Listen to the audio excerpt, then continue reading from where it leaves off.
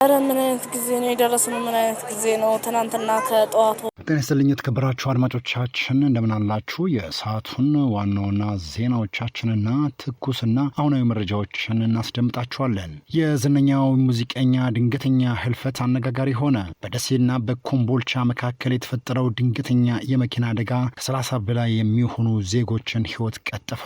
ይህም በአካባቢው አነጋጋሪ ሆኗል። በልጅነት ፍቅሯ ልቧ የሸፈተው ባለትዳር አነጋጋሪ የፍቅርን ጉዳይ ይዘነዋል። እነዚህና ሌሎችን ጉዳዮች እናስደምጣችኋለን። አብራችሁን ቆዩ። የእውነት ቲዩብን ላይክ እና ሰብስክራይብ እያደረጋችሁ ከኛ ጋር እንድትቆዩ በአክብሮት ጠየቅናችሁ። በልብ የነካ የመኪና አደጋ ተከሰተ።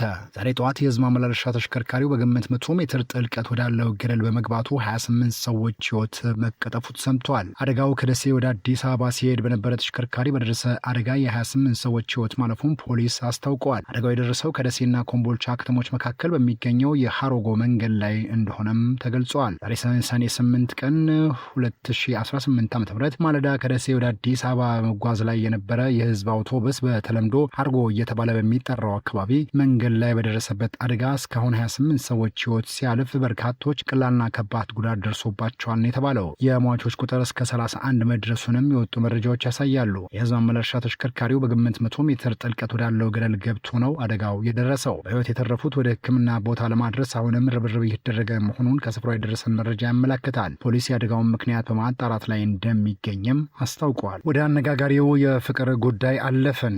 ከዓመት በፊት የነበረ ፍቅርን ያገረሻል እንዴ የሚያስብል ጥያቄ አስነስቷል። ፍቅር ጊዜው አያልፍበትም፣ ኤክስፓየርድ ማያረግም እንዴ? መልሱን ለውድ ተከታዮቻችን ለእናንተ ተው ነው። ታሪኩ እንዲህ ነው። በ1990ዎቹ መጨረሻ የ9ኛ ክፍል ተማሪ እያለሁ አንዲት በጣም ቆንጆ መልከ መልካም ልጅ በፍቅር ብርክክ ካደረገችኝ። የአንድ ክፍል ተማሪ ስለነበረን ቅርርባችን በጣም ጠነከረ። ከትምህርት ቤት ግቢ እስክንገናኝ ድረስ የነበረን ጉጉት አሁን ትዝ ሲለኝ ይገርመኛል። 10ኛ ክፍል አለፈን። ከዛ በሁለተኛ ሴሚስተር አንድ ባለሀብት ቤተሰቦቿ ላይ ጫና ፈጥሮ አገባት ይላል ታሪኩን ሲያስረዳ። በጊዜው እኔ ችግረኛ የድሃ ልጅና ተማሪ ነበርኩ። ከማዘን ውጭ ምንም ማድረግ ስለማልችል በጣም አዘንኩ፣ አለቀስኩ ክፉኛ። እሷን በጣም እንዳዘነች ነገረችኝ። ያውም የቤተሰብ ጫና ስላለባት እሺ ብላ ከማግባት ውጭ ምንም አማራጭ አልነበራትም። አገባች። የሚገርመው የሰርጉ ዕለት ጠራችኝ። እኔ ግን ሰርጉን ከተማ ውስጥ ላለማየት ወደ ገጠር ሄጄ አሳለፍኩኝ። በጣም ጎበዝ የደረጃ ተማሪ ነበርኩ። ነገር ግን የማትሪክ ውጤቴ ሳይመጣልኝ ቀረ። ምክንያቱም በእሷ ፍቅር ምክንያት በጣም ተጎድቼ ነበር ይላል ባለታሪካችን። ከዛም ድጋሚ 10ኛ ክፍል ተፈትኜ በጣም ጥሩ ውጤት አምጥቼ ለ11ኛ ክፍል ተዘዋወርኩ። ከዛም በጣም ጥሩ ውጤት አጠናቄ ዩኒቨርሲቲ ገባሁ። በጥሩ ውጤትም ተመረቅኩ። በመቀጠልም የማስተርስ ዲግሪን በስኮላርሺፕ የትምህርት ዕድል አግኝቼ በጥሩ ውጤት አጠናቀቅኩ። አሁን ኤንጂ ውስጥ ተቀጥሬ ጥሩ ይከፈለኛል። ፈጣሪ ይመስገን።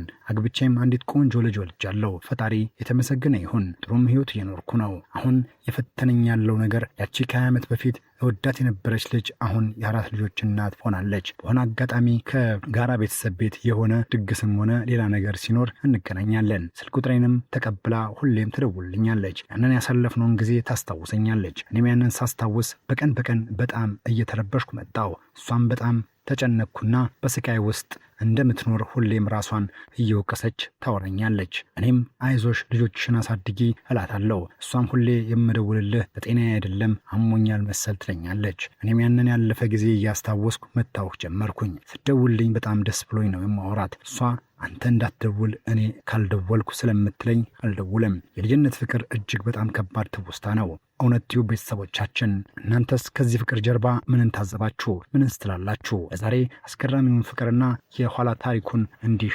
አስቃኘናችሁ። በሌላ መረጃችን የ12 ዓመት ታዳጊ የእህቱን ልጅ ለወራት አስገድዶ የደፈረው ግለሰብ 16 ዓመት ጽኑ እስራት ተቀጣ። በማዕከላዊ ሲዳማ ዞን ይርጋለም ከተማ ያስገድዶ መድፈር ወንጀል የፈጸመው አባወራ በእስራት መቀጣቱ ሰምቷል። ተከሳሹ ተስፋዬ አበበ ይባላል። በይርጋለም ከተማ እንደሚኖርም ተረጋግጧል። 28 ዓመቱ ተከሳሽ አባወራ የእህቱን ልጅ አጎት የሚሆናትን የ12 ዓመት ታዳጊ ህፃን አላስፈላጊ ድርጊቶችንና በማስፈራራት አስገድዶ መድፈሩን ይርጋለም ከተማ ፖሊስ አረጋግጧል። ተከሳሹ ድርጊቱን የፈጸመው የልጅቷ እናት በትን ሰዓትና እቤት ውስጥ ሰው የማይኖርበትን አጋጣሚ በመጠቀም ታዳጊዋን በማስፈራራትና አፍና አፍንጫዋን በማፈን በተለያዩ ጊዜ የአስገድዶ መድፈር ወንጀል ሲፈጸምባት መቆየቱን ፖሊስ አረጋግጧል። ታዳጊዋ ህፃን የደረሰባትን ጥቃት ለቤተሰቦቿ በመናገሯ ለፖሊስ ጥቆማ በማድረጋቸው አስገድዶ ደፋሪው አባወራ በቁጥጥር ስር ውሎ ምርመራ ሲጣራበት ቆይቷል። ፖሊስ በሰውና ሐኪም ማስረጃ መዝገቡን በማጠናከር ወደሚመለከተው የፍትህ አካልም ልኳል። መዝገቡን የተመለከተው የይርጋለም ከተማ ፍርድ ቤት በቅርቡ በዋለው ችሎት ጥፋተኝነቱን በማረጋገጡ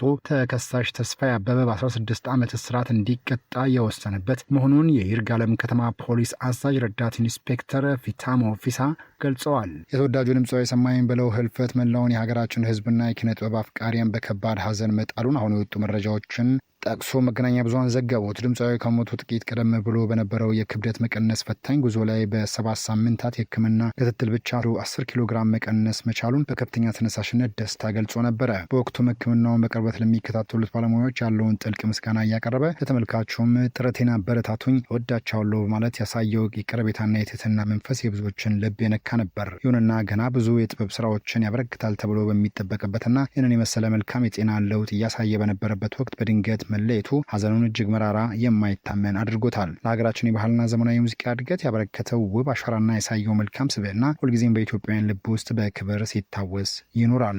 የረጅም ዘመን የባህል ሙዚቃ አምባሳደሩ ድምፃዊ ሰማኸኝ በለው ከዚህ ዓለም በሞት ተለየ። በሀገራችን የባህል ሙዚቃ ዘርፍ ታዋቂነትን ያተረፈውና በብዙሀን ዘንድ ስሜ ባላገሩ እየተባለ በሚጠራው ተወዳጅ ድምፃዊ ሰማኸኝ በለው ህልፈት የተሰማንን ጥልቅ ሀዘን በዝግጅት ክፍላችን ለመግለጽ እንወዳለን። ባደረበት ድንገተኛ ህመም ምክንያት በህክምና ሲረዳ የቆየው ድምፃዊው በተወለደ በዛሬው ዕለት ሰኔ 8 ቀን 2018 ዓ.ም በተደረገለት የህክምና ክትትል ህይወቱ ማለፉን የቅርብ ቤተሰቦቹ አረጋግጠዋል። የኢትዮጵያ ባህል ወግና ታሪክ የሚያንጸባርቁ በርካታ የሙዚቃ ስራዎችን ለአድማጮች ያበረከተው ድምፃዊ ሰማኸኝ በለው በሙዚቃዊ ኢንዱስትሪ ውስጥ የራሱን ደማቅ አሻራ ጥሎ ማለፍ የቻለ ከያኔ ነበር። ድምፃዊ ሰማኸኝ በለው ባለትዳርና የ4 ልጆች አባት እንደነበረ ከቤተሰቦቹ የተገኘው መረጃ ያመላክታል። ለወዳጅ ዘመዶቹ እንዲሁም ለመላው የኪነ ጥበብ አድናቂዎቹ በሙሉ መጽናናትና ብርታትን የዝግጅት ክፍላችን ይመኛል። ወደ መጨረሻው አነጋጋሪ ዜናችን አለፈን። በወልቃይት ጠገዴ ሰቲት ሁመራ ዞን የተፈጸመ ዘግናኝ ወንጀልን የተመለከተ መረጃ እነሆ ደርሶናል። በአማራ ክልል በወልቃይት ጠገዴ ሰቲት ሁመራ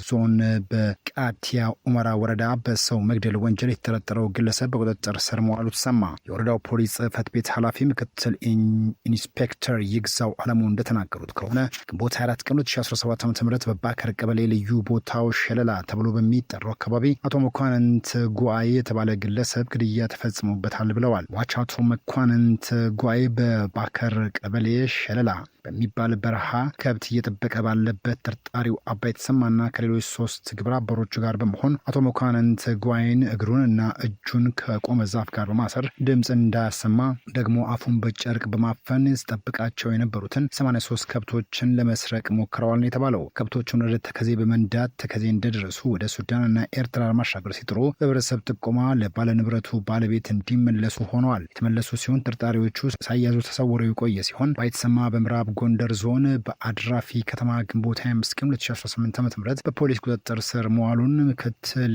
ኢንስፔክተር ይግዛው አለሙ ተናግረዋል። ምክትል ኢንስፔክተር አክለውም የሟቹ አቶ መኳንንት ጉአይ አስክሬን በወቅቱ ያልተገኘ በመሆኑ ተጠርጣሪ አባይ የተሰማን ፖሊስ ጥብቅ ምርመራ በማድረግ አስክሬኑ ወደሚገኝበት ቦታ ተጠርጣሪው ቦታውን እንዲመራና እንዲያሳይ በማድረግ የሟች አስክሬን በዱር አውሬ ተበልቶ ቅሪተ አካሉና የለበሰው ልብስ ጫማ መገኘቱን ተናግረዋል። ፖሊስ የሟች ቤተሰብን ወደ ቦታው በመውሰድ አጽሙ የሟች መኳንንት ጉአይ መሆኑን በለበሰው ልብስና በጫማው ቤተሰቡ አረጋግጧል ብለዋል። ቅሪተ አጽሙንም ፖሊስ በመሰብሰብ ለሟች ቤተሰብ እርማቸውን እንዲያወጡ በክብር ማስረከቡን የወጡ መረጃዎች ያሳያሉ። የተከበራችሁና የተወደዳችሁ ውድ የእውነት ቲዩብ ቤተሰቦቻችን ለሰዓቱ ያልናቸው ትኩስና አሁናዊ መረጃዎቻችን ያደመጣችኋቸውን ይመስሉ ነበረ። በሌሎች አዳዲስና ትኩስ መረጃዎች ዳግም ስንገናኝ በሌሎች ጉዳዮች እንጠብቃችኋለን። ቻናላችንን ላይክና ሰብስክራይብ በማድረግ ከኛ ጋር ቆይታ እንድታደርጉ በአክብሮት ጋበዝን። መልካም ጊዜ ይሆንላችሁ።